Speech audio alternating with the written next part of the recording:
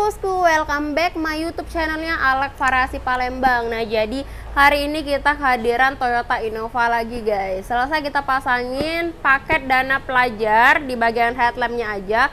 Nah, ini kita pasangin seri P730HP by Pro7. Di dalam kita full black housing semua. Sen juga ini kita black housing cat hitam. Lanjut lagi di bagian proyektor kita tambahin surround cover model BMW Sport. Nyalain senja. Nah, untuk ringnya ini kita gunain yang warna biru, diamond eyes-nya warna merah, request dari customer. Nah, untuk contoh output sinar langsung kita tes di aiming screen-nya. Nah, jadi ini kita udah ada di aiming screen-nya Pro7, nyalain headlamp. Nah, untuk standby-nya ini wattnya 45 watt, langsung terang tanpa delay lagi. High beam. Nah, untuk di bagian high beam-nya ini 55 watt, pas. High beam, pas. Matiin. Nah, jadi pas posisi standby mati udah bisa pas dim juga. Tes. Tuh. Nyalain.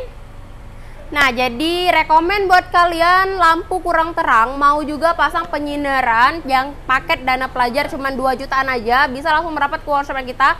Jalannya RA Busama Sukabangun 2 di Kota Palembang. Oke, terang bersama Pro7.